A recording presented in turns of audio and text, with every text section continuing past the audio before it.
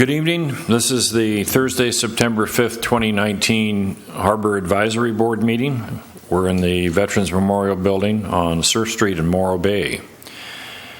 And we are missing two members, but we do have a quorum, so we're going to proceed. We can do so without reservation. And so I'll call the meeting to order, and we'll begin, please, with a moment of silence.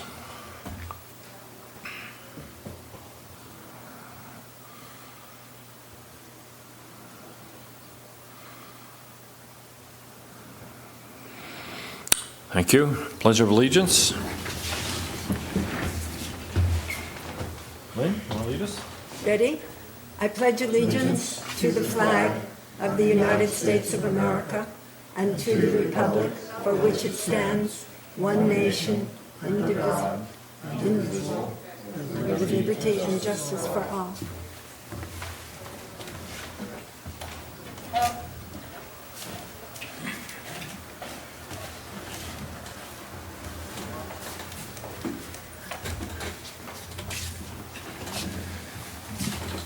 Okay, so the next item is Chair, Advisory Board, and City Council Liaison announcements and presentations. Madam Councilwoman, have anything for us this evening? Okay, thank you for being with us. Jean? Earlier last week, there was a ton of anchovies in the bay. It was really kind of nice to see them all come in, and then they only lasted a day or two, and then they all went back out. There's quite a bit of halibut fishing in the bay, and that's good to know. I've seen several boats with several halibut, so I even caught a few. So it's good. You going to disclose the secret spot to us? In the water. Do you want to know where I was catching them? Yeah, right on the lip. Thank you, Jean. Lynn? The whale watching has been fantastic. Okay. Charisse? I recently found out that the Santa Crawl did not get a grant from TBID, so it's been going for 2 years. And as a community member and as a business owner, it has been something that has been a really good feature for Morro Bay. As a resident, I got to go into businesses that I wouldn't normally go, and then I went back later and bought Christmas gifts. So I think it's good for the economy that's local. So I really hope that they find the funds, and possibly TBID will be able to give them some money towards that, because we really did like the Santa house and all of the other 12 days that that the nonprofit put on for the season. So I hope that they find their funds. Okay, thank you. Dana? Well, summer is coming to a close, and there's been a lot of recreational boating of all sorts going on. And I would say, for the most part, everybody's doing a good job of staying out of each other's way and not bumping into each other. The whales, yes, they were going off. Just driving up Olive Street a couple times today, every time I came down, they're straight out there, like a fountain going off. So get out and see them. And on October 12th, the Community Foundation of Estero Bay, which exists to raise money to help kids who could otherwise not afford to do so participate in organized youth sports and recreation, is having its premier fundraising activity, Morro Bay Sings. And it's food and live music and a live auction and a silent auction. And the musical theme this year is Beach Boys. So you can there's some posters around town. You can go on the Community Foundation of Estero Bay's website. You can buy tickets ahead of time. You can buy tickets at the door. It's a great time, and it's a great cause. That's it. So this brings us to public comment, and this portion of public comment is for things that are not on the agenda tonight, or for anyone who is unable to stay for an agenda item that is on the agenda. Each agenda item has public comment before it goes off. I will share with you that even though the agenda has the B5 item regarding liveaboard service fees is at the end, we will probably, with the agreement of the rest of the board, we'll move that up to the first one. And so bear that in mind, because we'll get to it here pretty quickly. So it won't be at 8 o'clock tonight or anything like that. So do we have any public comment for anything that is not on the agenda tonight, or from folks who are not able to stay for a published agenda item? Okay, seeing none. That moves us to the consent calendar. Is there anybody, any member of the board that would like to pull A1, A2, or A3? Okay. So they're approved, therefore, as submitted. And that brings us to our business items. But before we do that, when the board on August 1 reviewed the proposed master lease fees for the harbor, a large number of them, I can't recall, 30 or 40 of them, a question was raised as to whether a board member, any board member who was financially involved or financially impacted by a particular fee item would need to recuse themselves from consideration on that item. Not from public comment. They're free to make public comment from the floor, but recuse them from deliberation on that item. The city attorney has provided the city with some guidance on that, and I thought I would share that with the public. For matters that come before the Harbor Advisory Board in which a board member has a financial interest, such as a board member incurring boat slip rental or mortgage fees, per the city attorney, there is no conflict of interest due to the, quote, publicly general, end quote, exception. What that means is that the financial impact on the individual board member is indistinguishable from the general public. This does not, however, apply to a board member who is a Tidelands Trust Lands Master leaseholder. Because these leases are not at any given time open to the general public, and because Tidelands Trust Master leaseholders constitute a group of businesses less than 25% of all businesses in the city of Morro Bay. So the matter there, we have one of our board members is a liveaboard, but based upon the determination of the city attorney, there is no reason for that board member to recuse themselves on this item. So with the board's approval, I'd like to move B5 up to the front of the agenda. Is that okay? Okay, and we'll open B5 with public comment. Anybody who would like to provide, let me tell you how this is going to work so you can make... Rod, can I interrupt for just a second? Can you go back to the consent calendar and make a motion to approve A1 through A3? Okay. Okay. Okay. Okay. So entertain a motion to approve A1, A2, and A3. I'll make that motion. Okay. Is there a second? Okay. Moved and seconded. Any discussion? Seeing none. All in favor? Aye. Opposed? None. Carries. Thank you, Laurie. So the way we're going to handle B5 is... Hey, B. Hey, B. Thanks for joining us. Did one or... That's okay. So we're working on B5 on the agenda. And why don't we just give... And so the way we're going to handle this is there's going to be public... I'm going to call for public comment to open the agenda item. Then there's going to be the staff report. And then following the staff report, which may provide additional information or thought, we'll call for public comment again.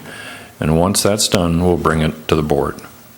So public comment is now open for agenda item B5, which is presentation on master fee schedule study results and a recommendation on fee recovery rates for Harbor Department liveaboard related fees. And let me just say that in the master fee schedule, there are 4 line items that have to do with liveaboard.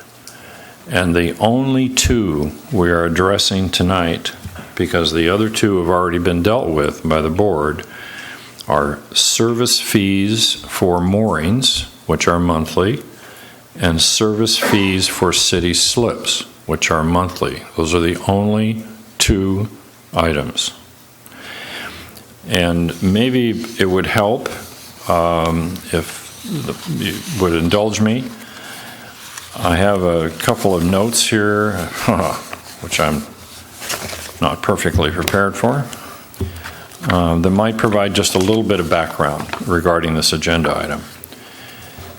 Some of this I'm sure, some of this is already in the staff report, which I'm hopeful that everybody that's sitting here has already read, so we don't need to ask the city folks to repeat that. If you have questions about them, of course.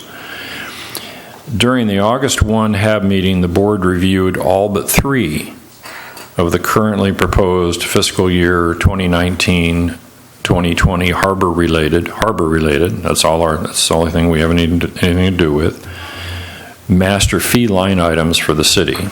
And the board provided its recommendations to the city council for those reviewed items. So we've already done that.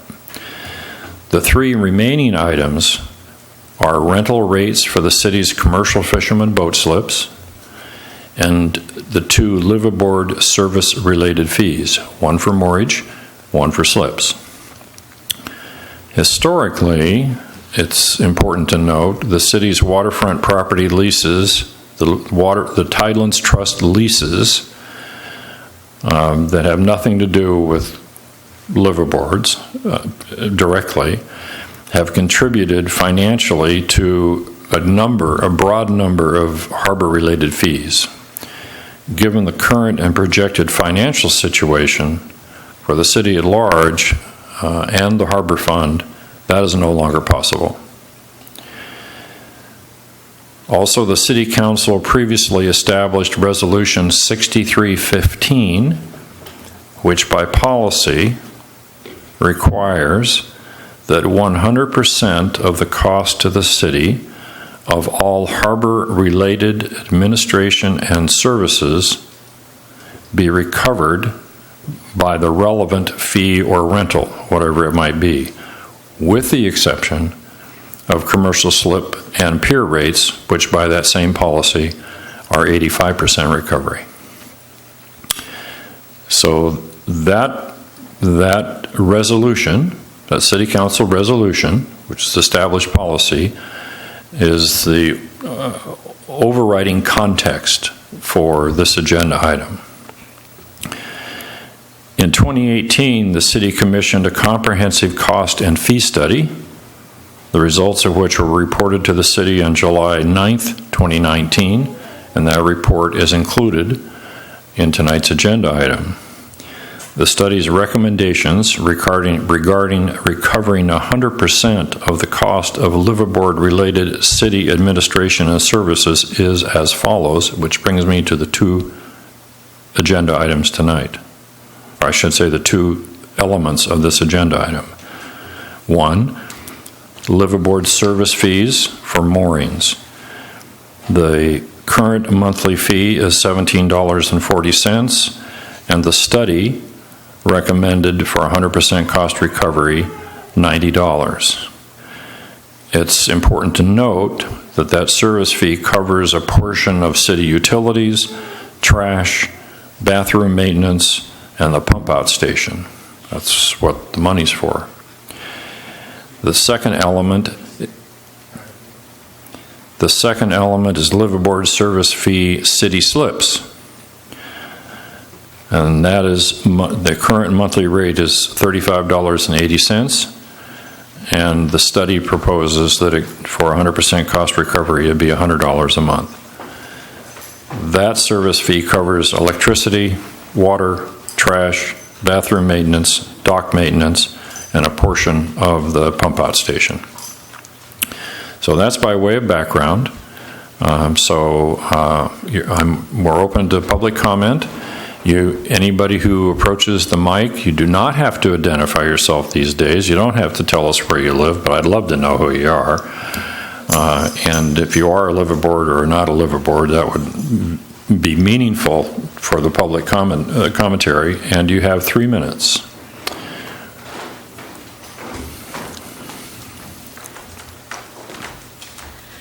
Hi, my name is Denise Jacobson, and I live on the Bay. And I came here tonight, actually, to discuss something else, but found out that I couldn't. But I'd really like to, I don't understand the service fees. I have no backup how you got to this point. I know you're saying it entails water. How much water? How do you know how much water we use? Have you talked to a liveaboard? Do you know what facilities we use? Do we use the showers? Some do, some don't.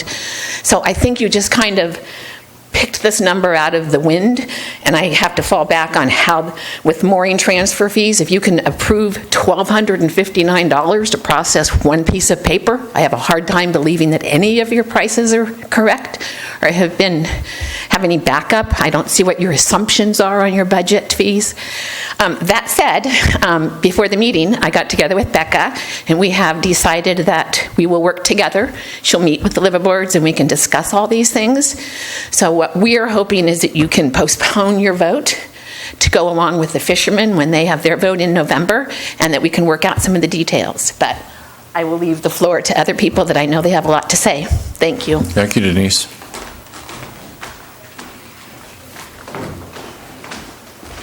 Hello, my name is Anastasia Retzschau. I am a liveaboard off of Tidelands Park. So I'm here to give some input as a liveaboard on what our facility use is actually like. So right now, the service fee is stated as being for trash, restrooms, and water. So right now, our trash does not even open to allow a full bag of trash to go inside, and it is locked 24/7. So I don't use that trash bin. I have a private person that allows me to use theirs. As far as they took away recycling for that, we use minimal water. I have 118 gallons that I fill up maybe once a month, and I don't shower at the public restrooms because they are in really poor condition. Most of the time the water is cold if it turns on, and you put in a quarter for every 2 minutes of use. So I am already paying for that water if I want to go use it. As well as for the restrooms, so the restrooms are open near the Harbor Department and for Tidelands at night for liveaboards, because otherwise they would be locked, as far as I understand. So right now, this increase, we're paying for somebody to not lock a building that is open to everyone all the time. And in which case, I would like to say I don't even feel safe using at night. I have been in the shower at night, and men have come inside and knocked on my door, and it's a bad situation to be in. So as a liveaboard, imagining a 430% increase for these services that are not adequate and not something any of us right now want to use does not seem to make any sense to us. So thank you. Thank you. Okay, next.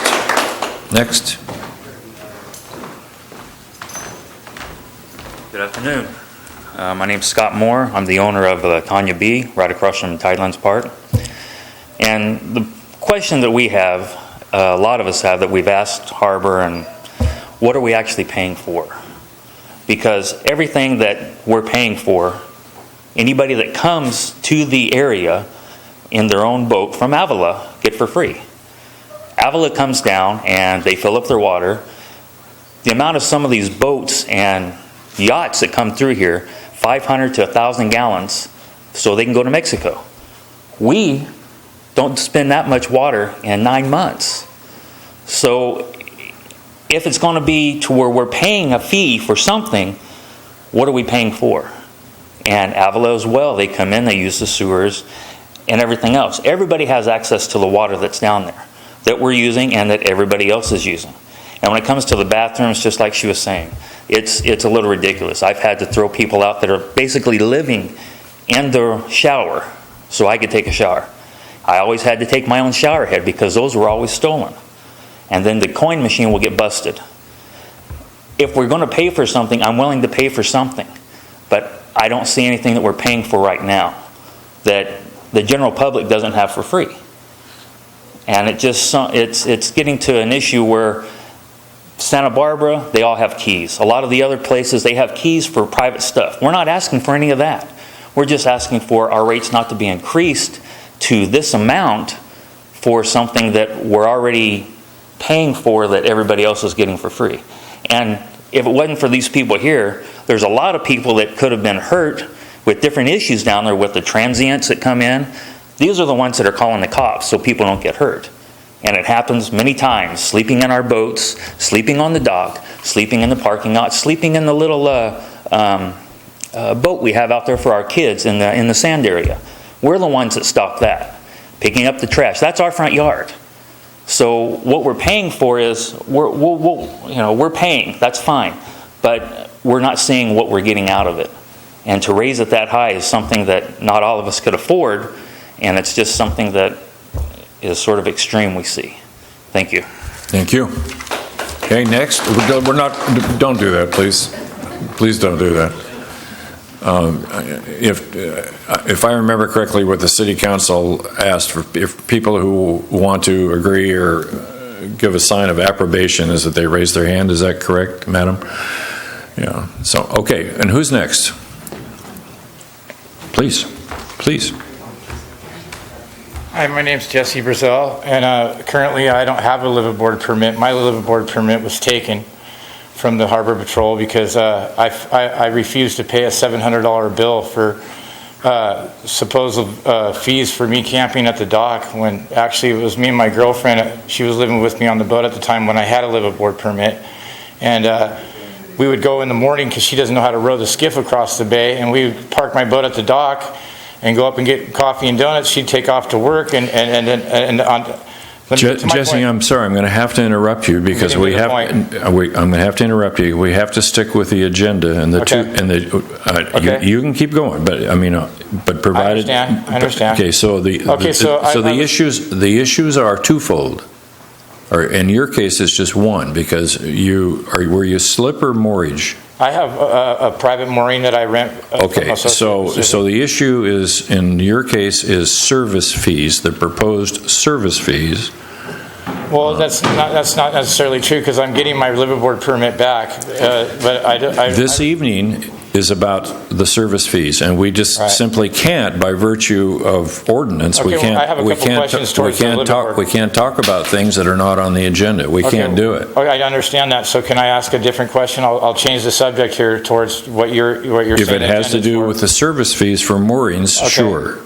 Okay, so like he said, we have these boats that come in here that are multi-million-dollar boats. They sit there and they have their hose connected all night to the water spigot. And they run it all night, and then they're gone the next day. They don't have to pay a dime.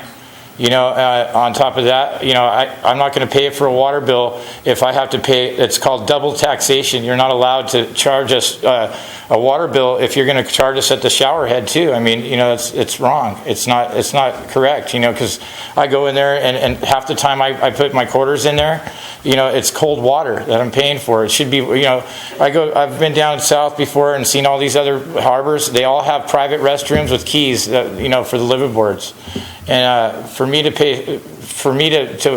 feel good about paying you guys this monthly service fee, I'm going to have to see some changes. Otherwise, I'm not going to pay, and I'll keep living on my boat. And you guys will have to ticket me, and I'll just take it to the next court on up until something's done about it. Because honestly, I don't see why we have to pay a service fee at all. Because these are public entities that we're using. They're there for the public. I see people dumping their trash in the trash bin all the time. I can't even put a bag of my own trash in that trash can. I have a yard that I put all my trash at, our concrete yard in Cayucas. I don't even use you guys' trash can because of the matter. It's either totally full or you can't even put anything in it. I think it's ridiculous. I think it's a lot. You guys need to start thinking about where the money's being spent and what you guys are charging us, and you need to balance it out and think about it a little bit more because these fees are ridiculous. Okay, thank you. Sure. And just to clear something up, this body that's sitting up here right now, this is an advisory board to the city council. This is not the city sitting here. So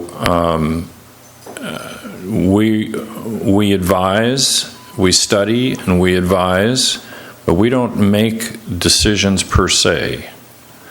As far as the fees are concerned, those decisions are made by city government. Just to be clear, I'm not trying to avoid the responsibilities that we have. I'm just giving you information. So who's next? Please, don't be shy, please.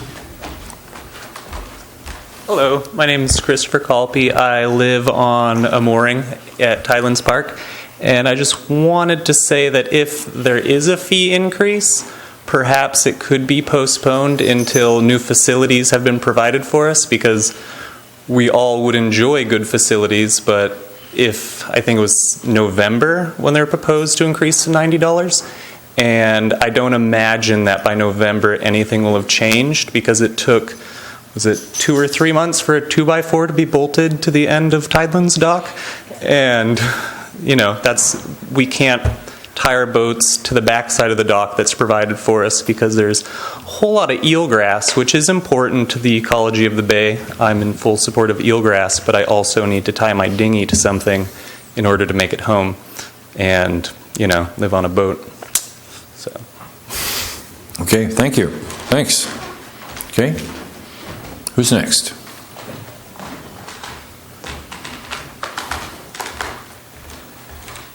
Good evening, Mr. Chairman, members of the board. My name is Craig Kent. I'm a homeowner and resident of Solvang. I'm here representing my family's interests. My father owns the boat Helene, which is moored off of Tidelands. I think he's owned that boat 40 years. How long? I think 40 years. Really? Really? Yeah, we've been using the bay for a very long time. Let me see if I can provide a little context. In my home, I pay $108 a month for water and sewer connection. I have 24/7 exclusive access to the water and sewer. I don't share it with anybody. My trash pickup is for both recycling and trash. It's $35 a month. Exclusive access. They pick it up every week on Tuesday morning. I also have green waste picked up every other week, so it alternates weeks. It's $35 a month. I note that I'm new to this issue, so I haven't been able to read all the background information, but it seems the apportionment is heavily weighted towards the moored boats. $100 a month for the slip owners, if I heard correctly, which includes 24/7 electrical and water, and I'm not sure about the sewage access on the slips. We've used them occasionally when we need to work on the boat, but we don't hook up to a sewer. On the mooring, there's no 24/7 water hookup. There's no 24/7 electrical, and if I heard it right, it's $90 a month. So I question the apportionment of those fees. Also, relative to my costs as a homeowner, I question the apportionment of those fees for non-exclusive access to a shower, non-exclusive access to trash facilities, non-exclusive access to water. They just seem abnormally high to me. And so I would encourage a reevaluation of those fees and a more appropriate apportionment for people on moorings, liveaboards in particular. Or specifically. I do have former colleagues. I'm a retired manager from Raytheon Hughes Aircraft. I've gone a little bit native in the last few years, but I do have former colleagues who live in Newport Bay, San Diego, and Santa Barbara, and all of them are in slips. They all have key access to shower and bathroom facilities. And as far as I'm aware, but I don't know this for sure, the mooring holders do as well, except in Santa Barbara where they're in the exposed mooring and have to deal with the winds. Thank you for your time. Have a good evening. Thank you. Thank you. Anybody else? Please.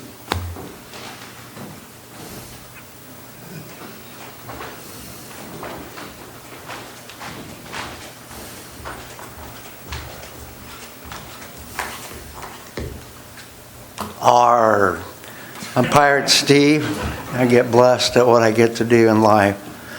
I've been living and working in Morro Bay for going on 4 decades.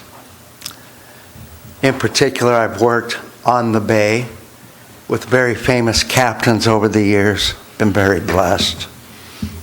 Unloading fish, working on fishing boats.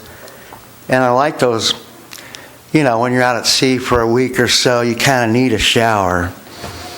So I've used that shower there next to the harbor department for a lot of years. It used to be in a lot better shape. Anyhow, it's in terrible shape. For anybody to even think about raising the liveaboard fee, service fee on people that live out on moorings, it's just ludicrous. If anybody uses less of everything, it would be us people that live on moorings. Water, and of course we're not plugged in. So, I'm all for everybody paying their fair share, but when you try to make us pay for everybody else, I don't think it's very fair. Now, the people at land and whatnot, they're plugged in. They got a different circumstance. I know that things on the whole coast are rising. I've watched Avila change, Pismo change, and of course Morro Bay. So I hope that there's some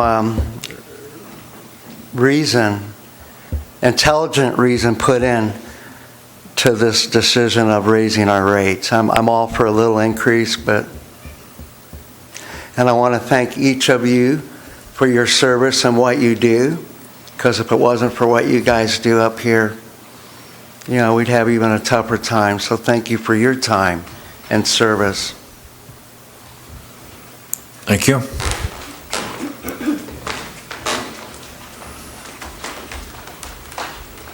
Hi, my name is Lori Toft. I just bought a sailboat a year ago, and it was a fixer, so I've been bringing it up to living standards, and I hope to be a liveaboard in about a month. I want to start by thanking the Harbor Patrol, because I see them come out every morning and every evening. I see them monitoring the parking lot. I see them doing a lot, and I appreciate it. But to me, it feels like when you live in a neighborhood and a city patrol car passes by, it feels wonderful to have that. But really, it's my liveaboard neighbors that are keeping me safe and keeping our bay safe. And in my opinion, this feels like a huge penalty it seems disproportionate to put such a fee on people who I think are a huge asset to our bay. So what I would suggest, just as I've been thinking with other people, some of them have already said it, there's a lot of water going to paying for to clean the fish. That seems like a lot of free water when we pay. Most of us have membership someplace else to shower, because that shower is pretty bad.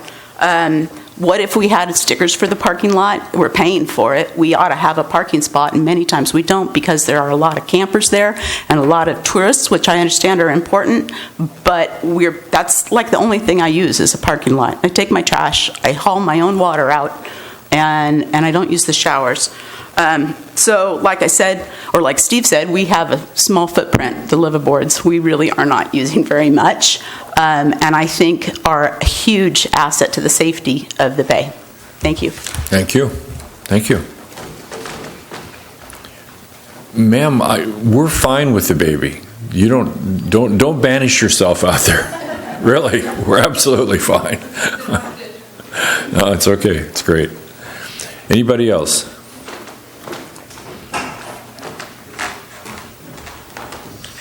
Drew Jacobson. I live on the bay. Thank you, Mr. Chairman, board members. First, I'd like to say thank you, Gene, for slowing this thing down last month and allowing liveaboards to kind of come together and present our case to you. Although we were not contacted by any of the city as you requested, I don't know, was anyone contacted? Okay, I don't think anyone was contacted, but we managed to find out. Now, we got into this late. It's been about a week. So what we're hoping that you do tonight is just to slow it down. We had, as Denise pointed out, we had a chance to talk to Becca, and she was very helpful. So we ask you to please hold your vote tonight, kind of link us up with the fishermen's group. We'll be hopefully working with Becca in the very near future about it. We have some good ideas on how the city can make money.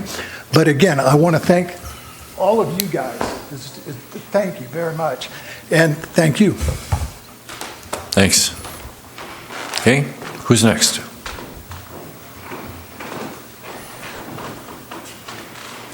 Oh, you're going to double dip us, Denise. I didn't use all my time. I just wanted to point out, I'm not sure if you're aware of it, there are 30 permitted liveaboards right now. This fee only affects about 12 of us that are on moorings. So it's not a lot of money for the city to be making, but I just wanted to point that out. Thank you. Thank you. Thank you.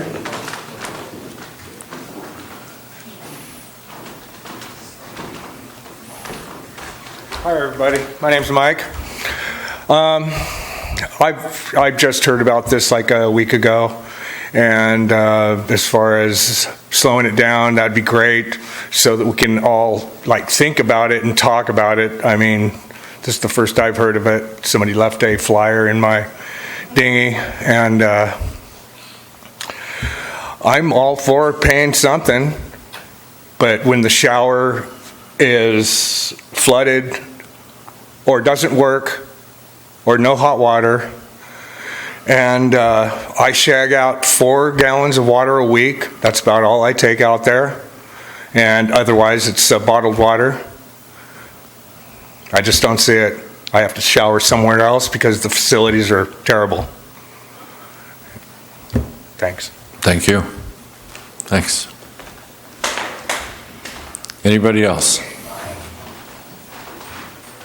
Sorry, I'm used to you sitting there clapping, but I had to clap with my buddy.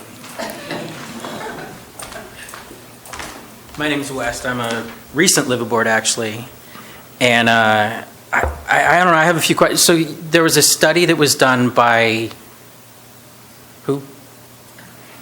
There was a study done by a consulting firm that was hired by the city of Morro Bay. They were hired in 2018, and their mission, as I understand it, their mission was to interview virtually all the city employees to find out how they spent their time and what that time was. Let me put it differently.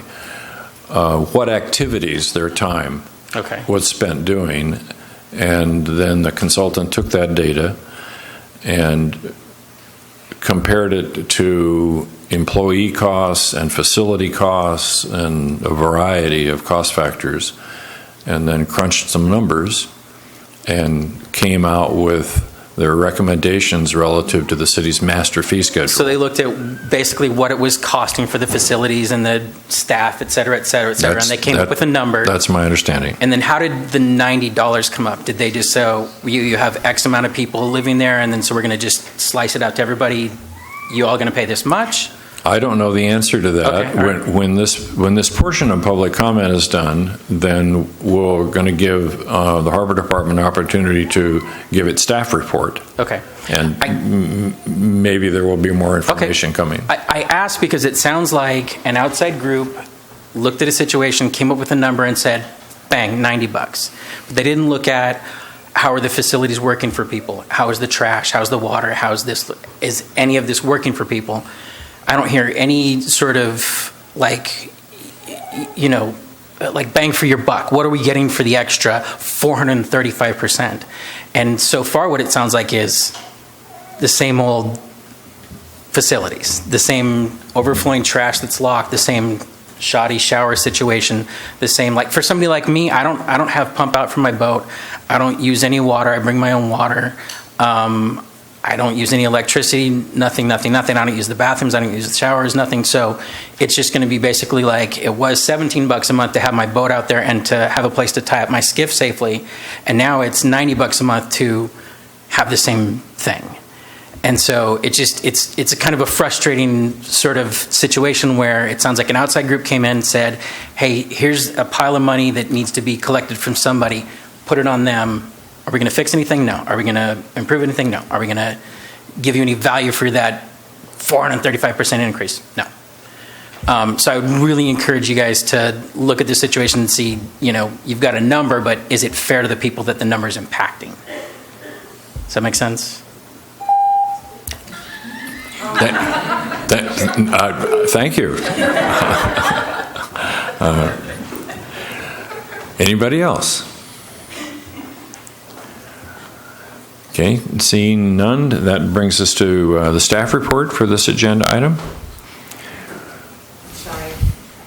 Ma'am?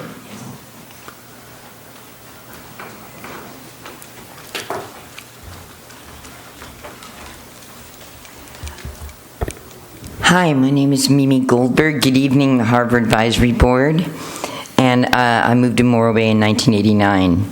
I would like you to please recommend to the City Council to give the people on the moorings a break and at least give them some proper notice. They are an integral part of our society here, our nice little town. And also I have, though, seen the docks. I wanted to bring my hammer down to the docks and wanted to repair it myself, so I can understand when we need the money. But, you might want to think about the Avocado Margarita Festival and getting it from them. I'm representing so many people who would like to see trash cans put back down at the rock next to. Ma'am, this is about the service fee for moorings and slips, not about anything else this evening. Okay, well, that's it then. Woo! Okay. I'd like to give a shout out to Central Coast Tattoos and Nautilus. Yeah, thank you. Thank you. Anybody else? Thank you so much. My name is David Perlis. I live in a liveaboard right off of Tidelands Park. I don't think any one of us here who are liveaboards deny the hard work that Harbor Patrol does. We're all thankful for everything they do. But just to reiterate what so many people have said, it seems a little misguided putting these fees on the liveaboards. This outside consulting group that you say did this work, it sounds like maybe they heard the term liveaboard and they thought these are the people getting the most use out of these facilities. But in some ways that's true, but these facilities are largely, or in totality, open to the public. It's a tourist town. On any given day there are fishermen coming in. The notion that liveaboards are taking advantage and haven't been paying their fair share, I think, is wholly misguided, especially for this sort of a rate.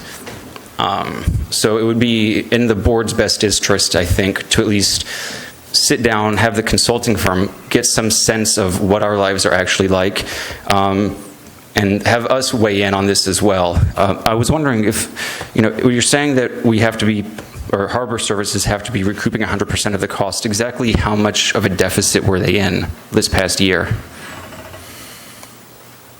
I'm not in a position. We are not in a position to answer that question. Yeah. By that I mean we don't have that information. That's a legitimate question. I mean, it seems like if we're going to be, if someone is saying, oh, we've done the math and you guys are going to have to pay an extra 435%, but someone should have to be able to answer what that deficit was that we're now going to be recouping.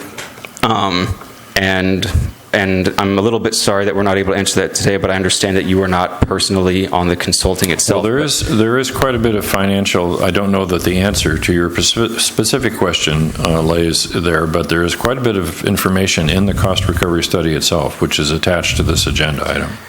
Sure. Then just to then reiterate what Drew and Denise have said, it sounds like this has been pushed on way too fast. If there is a lot of information there regarding the deficit, that's something that all of us should have some sort of idea of, and we should have some sort of a breakdown. And rather than just this group arbitrarily coming in and saying, oh, this small group of liveaboards, they're at the dock all the time, they should be paying their fair share. This breakdown and this rate increase, it needs to be wholly transparent and it needs to make sense. Thank you. Thank you. Who else? Okay, so that brings us to, and remember how we're going to do this. We're going to do the staff report next, and then we're going to open up back up to public comment after the staff report before we bring it to the board. All right? Okay. Good evening. I'm not going to read the staff report per se. I'm just going to give you a little synopsis, and you covered most of it earlier in your description and background. So last month at the August 1st HAB meeting, staff brought a presentation on the master fee schedule study results and the city's consultant recommendations on the fee recovery rates for the Harbor Department. At that meeting, Harbor Director Endersby gave detailed background on the fee study process and the public input forum opportunities. HAB reviewed the proposed recovery fees for the 1920 fee schedule line by line with yes and no recommendations, except for deferring the commercial slip fees and the liveaboard mooring and slip service fees. Member Blackford requested the liveaboard service fees be brought back to the September meeting, which we're discussing tonight, with the board consensus. So tonight we're here for the Harbor Advisory Board to revisit and give input on liveaboard service fees and give the liveaboards the opportunity to provide input. The staff report details the costs to provide liveaboard services by the Harbor Department, includes current rates and proposed new rate calculated by the city's fee study consultant. So that's pretty much what the staff report is. And to answer the question, what the consultant came up was our cost to provide liveaboard services was $38,965, and what we as a department collected for revenue was $7,500. So that's how the consultant came up with the cost rate. And in that, I'm going to bring it back to HAB.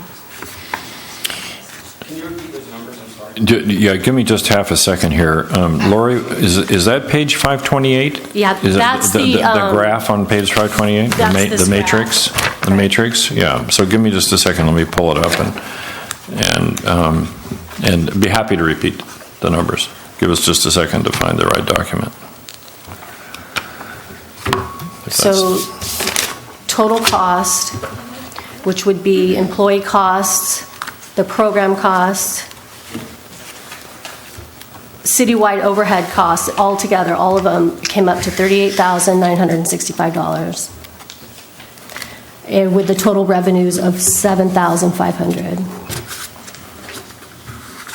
And that's what the consultant came up with after he had crunched his numbers. And for those of you that may have the agenda item picked up one from the back, if you go to the cost recovery study that's attached to the agenda item, I believe it's page 528 that Lori is reading off of.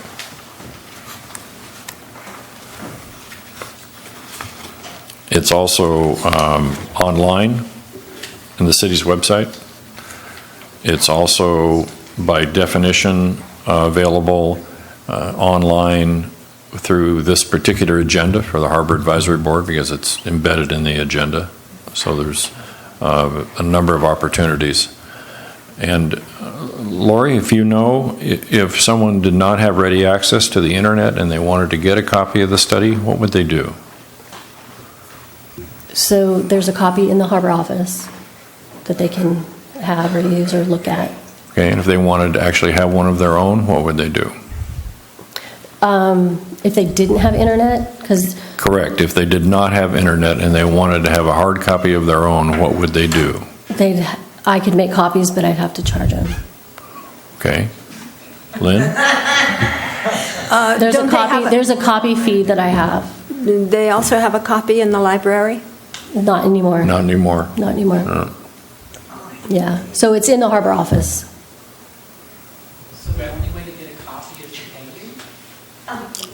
You can download it online. It's online. It's always publicly noticed. That's why. Yeah. I haven't seen this report. Does it actually? I'm sorry, we can't have a general discussion. We can't do that right now. When the staff report is done and we call for public comment again, you're welcome to come back up to the mic. We can't do an open discussion. That's just not how we can do it. Lori, anything else on your staff report? Not at this time. Thank you. Okay, so we'll open it back up to public comment again. Anybody who, following the staff report, would like to address public comment, you're welcome to do so. As it relates to the service fee issue. Yes. Lori, can you tell me what is made up of the $38,000? Is that the 30 liveaboards that are spending the $38,000? And is the recovery free? Do you then get part of the fee from Marina Square where some of those liveaboards live? I appreciate that question and the related questions that other folks have answered, and I think when it comes back to the board, I think we'll discuss a mechanism, a suggested or recommended in our case mechanism to have the liveaboard folks get together with the city and get whoever that is. Can you turn that off, please? Steve. Shut it off.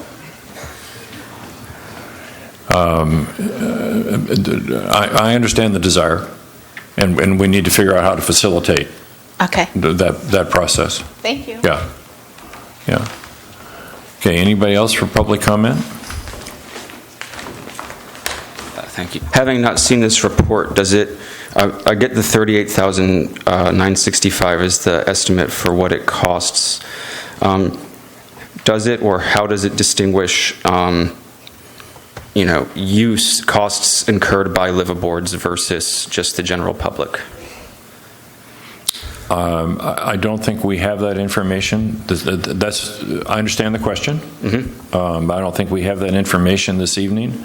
And brings me back to, in my mind at least, there's a need to provide some facilitated way to satisfy that. Yes, sir, thank you. That just to me seems like a paramount issue that I think a lot of us are having. And I think, especially thanks to Drew, who's spoken with Beck, it sounds like I think we are happy and willing to work with Harbor Department. I think, just to reiterate, just slowing the process down, and that would help mitigate a lot of saltiness on everyone's part. Thank you. Thank you. Any other public comment before we bring it back?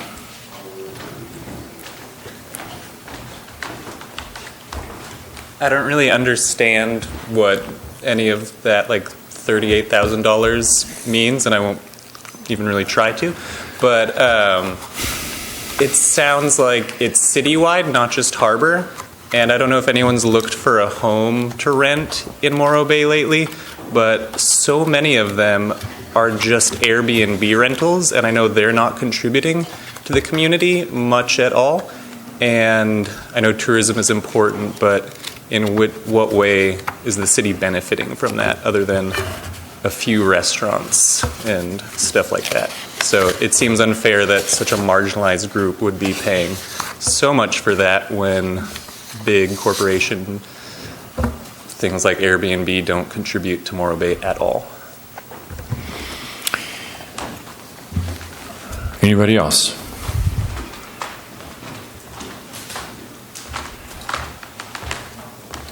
I'd just like to reiterate that there appears to be some lack of clarity in the apportionment of the fees, and there also seems to be a lack of, or maybe a lack of awareness, but certainly it is not clear how the liveaboard costs are differentiated from the public costs and how they were allocated to the liveaboards, particularly those people on the moorings.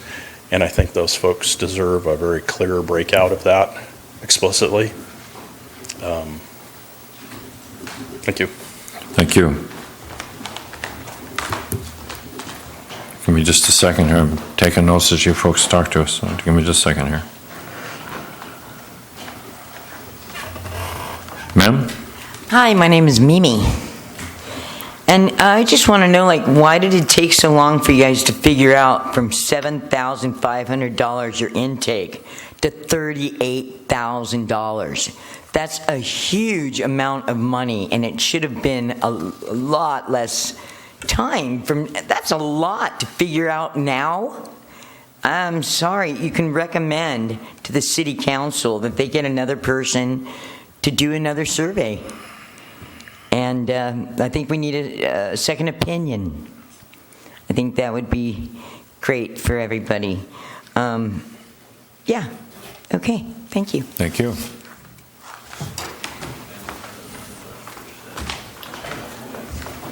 I just have one question. All these boats that are destroyed every year that come, our boats get, these so-called derelict boats that are taken away from people like us.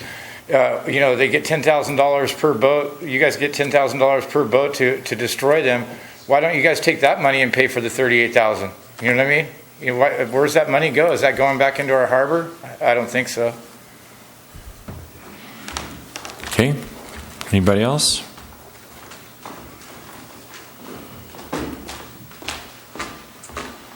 Hello. My name is Jason Mayer. I'm currently shopping with my wife and baby that you saw for liveaboard harbors. So we've been looking at San Luis Harbor, Morro Bay, San Diego, San Francisco Bay Area, and Santa Barbara. And as I've heard from many of the people here, I'm very familiar with the showers in San Luis Harbor. I would encourage you to go take a look at their showers versus your showers. They have 4 or 5 very nice private showers, clean showers that are cleaned every day. Frankly, the showers in Morro Bay are pretty scary. And so that's a consideration for us as we're shopping for places to live. And frankly, if we decided to live in Morro Bay, which we're leaning towards, we would go shower in San Luis Harbor. As far as revenue, you're talking about $36,000. By my calculations, a shower in San Luis Harbor, and I assume here, I've never showered here, I've showered there, but the showers here are pretty bad. They're in a public restroom with like a stall door. The showers in San Luis Harbor, you have a private shower. You close the door behind you. It's private. There was a girl who said she didn't feel safe, and I could see that. You need to have a private shower for people for safety alone, let alone cleanliness and comfort and privacy. But as far as the revenue, the showers that I've taken are $2 to $4. There's lots of tourists, RVers, camper vans, people traveling through these areas. A $2 shower, if you had 25 showers a day, that's times 365 days a year, that's $18,000 a year. If people are taking a $4 shower, that's $36,000 a year right there from having nice showers. So I would say that the way that I would solve your revenue problem would be to have nice showers. I see people all day long coming through in RVs, showering in the San Luis Harbor, campers, camper vans, all kinds of tourists. So I would encourage you to get nicer showers, and I think that would solve most of the complaints and money problems. Thank you. Thank you. Anybody else? Okay. Well, we're going to bring it back to the board.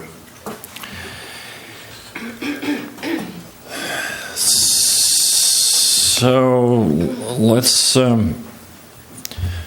see what we all think. Let's just share our thoughts before we do anything else. Gene? As you guys know, I highly respect all the liveaboards. I think that's a tough road that you guys are out there doing, and I take my hat off to the liveaboards. They're part of the bay. They provide a needed service on the bay. They're not getting paid for it.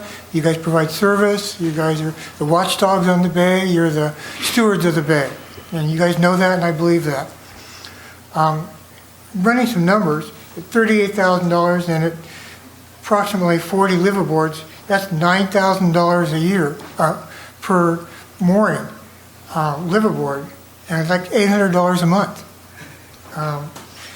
And then to ask for the mooring liveaboard, the moorings to raise their fee 5 times what it's being right now, it just doesn't seem right to me.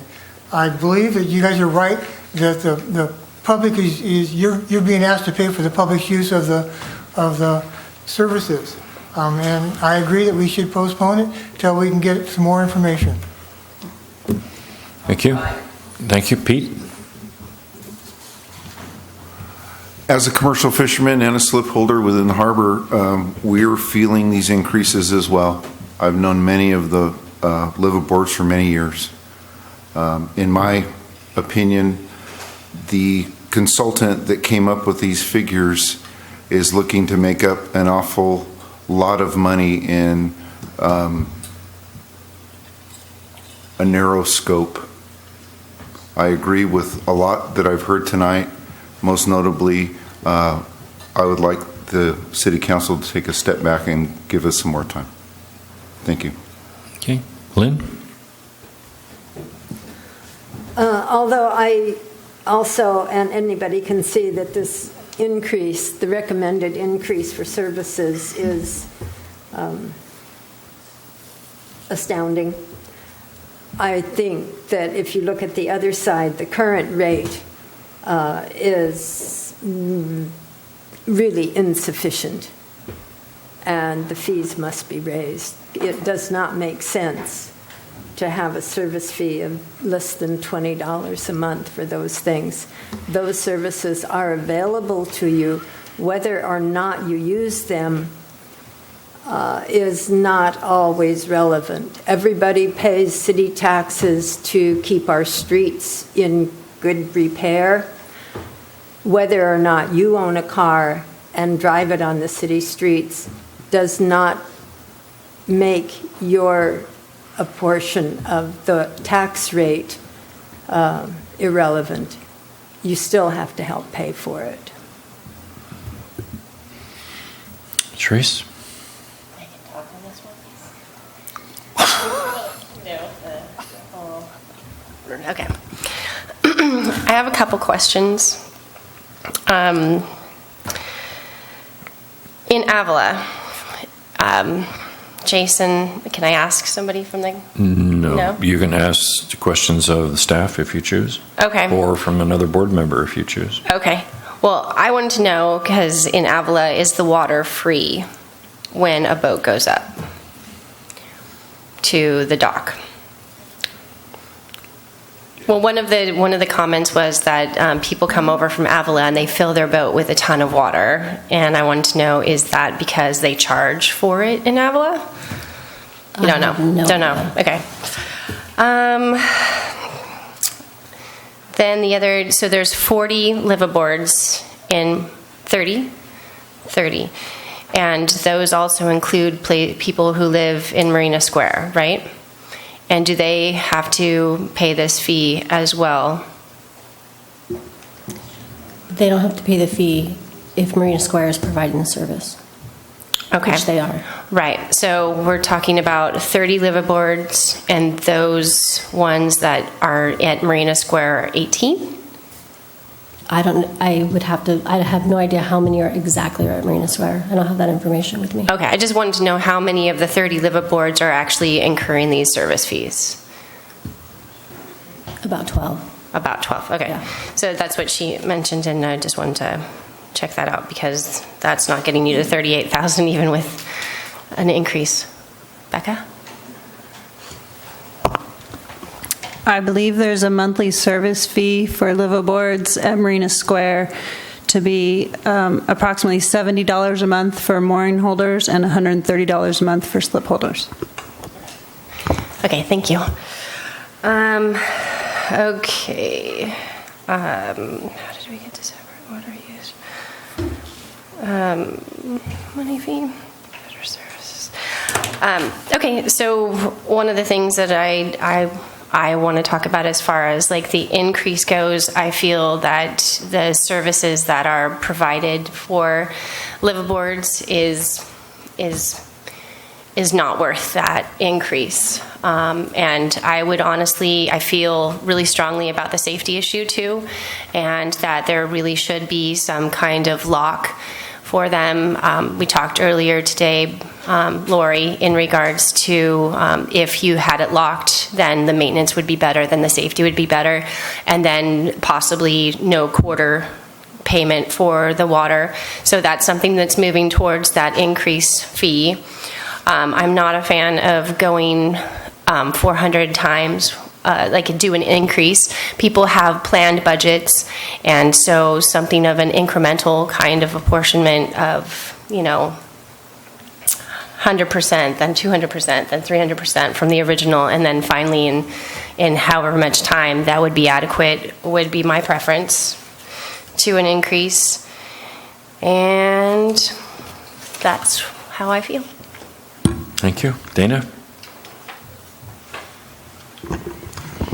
First I'd like to kind of answer or clarify a few things that were said. First of all, in regards to Avila being free, Avila is a port and things are paid there by taxpayers' money. That doesn't happen here. A little part of property tax from everybody from San Luis and south in our county helps pay for Port St. Louis. And we're not a port. We're a city, and this is a city harbor, and so all the costs have to be recovered. Also, transients on the dock, are they not charged? I thought when they stay overnight, they're charged. Yeah, they're charged. Yeah, I thought so.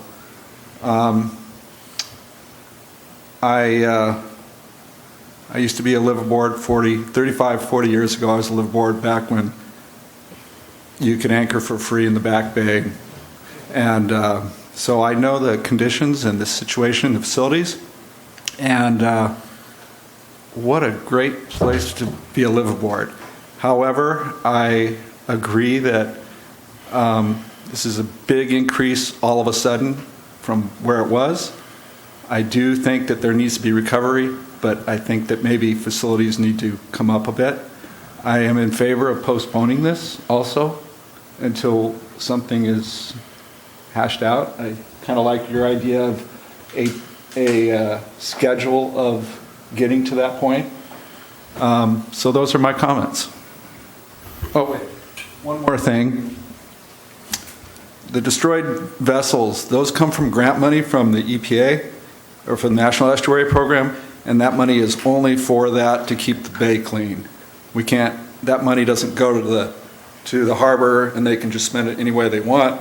It can only be used for that. I hate seeing that. I wish we had a boatyard. Half those boats would have been saved. So help us get a boatyard.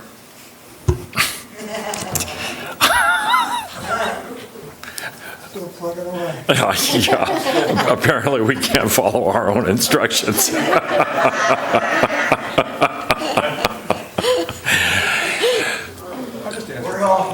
So out of the, and this is by show of hands, please. Well, first I have a question. Is there a formal liveaboard association here in Morro Bay? And all somebody has to do is say yes. We come together when there's an emergency. Thank you. Okay, thank you. And so given that, let me take a little poll.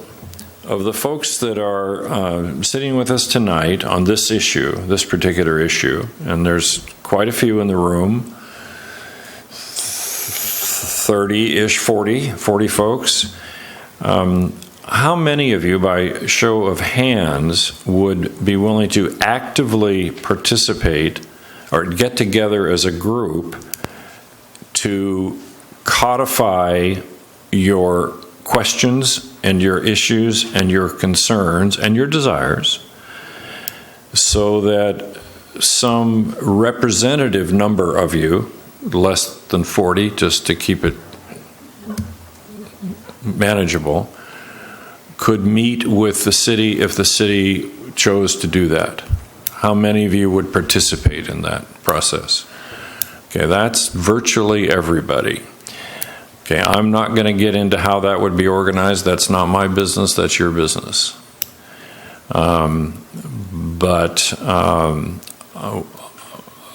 We, I think, as a group, would be happy to report to the city council, who we serve, that willingness and that desire exists. As far as the mechanism is concerned as to how that would happen and who would represent the city and who would represent the liverboard group, those are details that we can't get into this evening, and we leave it to smarter folks than us to do that.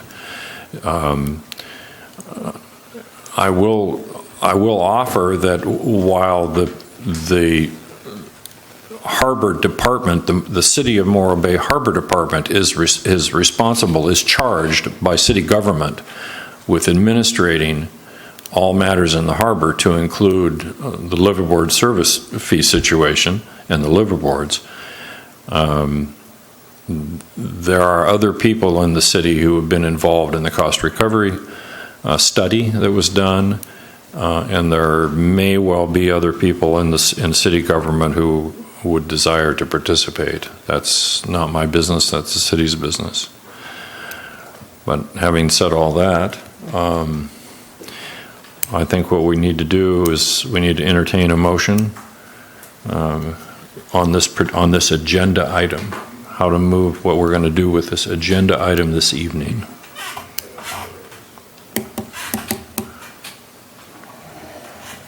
I'll make a motion that we postpone A5 until we have a representative from the liverboards meet with Harbor Department and work out some arrangements. It's B5? It is B5. No, you said A5? Oh, I'm sorry, B5. No, that's okay. It's for the record, so. For the record. Yeah. I would second that. Okay, and could you repeat the motion for me, please? I don't know if I can or not. Yeah, I know you can, actually. I know you can. I recommend to City Council that we postpone B5 until a representative from the liverboards can meet with the Harbor Department and work out arrangements on fee structure and their concerns. And Dana, you were the second, is that correct? Would you be willing, Gene, and the second, to modify that motion to substitute capital C, City, for Harbor Department? Affirmative. Yes. Okay. Any discussion on the motion? Seeing none, all in favor? Aye. Opposed? None? Carries. So we're done with that agenda item. So it's on you folks. And thank you for being here this evening. Thank you for expressing your thoughts. As you can tell, the board as a body understands your concerns and your desires, and several of us share some of your concerns in terms of facilities are concerned, and we're hopeful that out of this process perhaps something can happen with that. So to increase safety and to increase sanitation and so on. But that's soapbox, so I'm done. Okay. So we're going to move on, folks. We're going to take business item B1. Business item B1 will give you folks a chance to move if you so want to move. So make all the noise you want for a couple of minutes.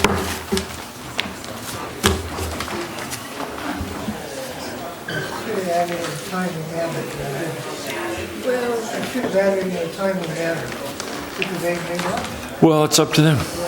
It's up to them. Folks, if you could take your discussions outside, that would really be wonderful. Thank you so much. No, sir. And the rest of the agenda has nothing to do with liverboards per se. Thank you. Thanks for being here. Okay, B1, update from the Boatyard Marine Services Facility Ad Hoc Committee on committee's recent activities. Mr. Chairman?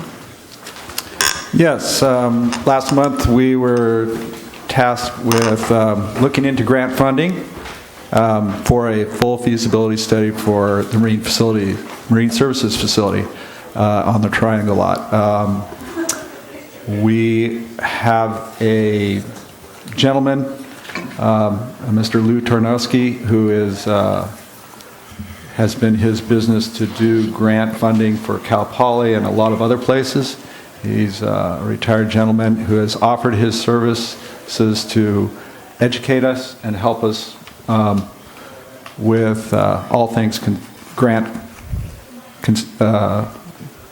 all things having to do with grants, in other words. So we're planning a class on the 18th of this month. And we have, so far we have 4 of our ad hoc members. Hopefully a couple more will show up to be informed on some of the particulars.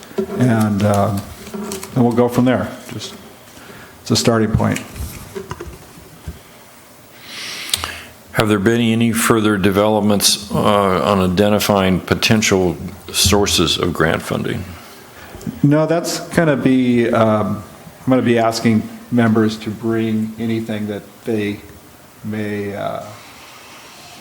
find as, looking around, if they could bring anything that they see to the meeting so that we have something relevant to talk about right then and there.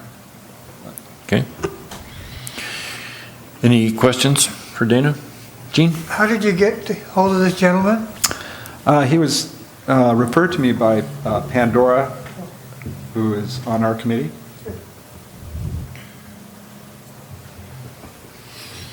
Anything else for Dana?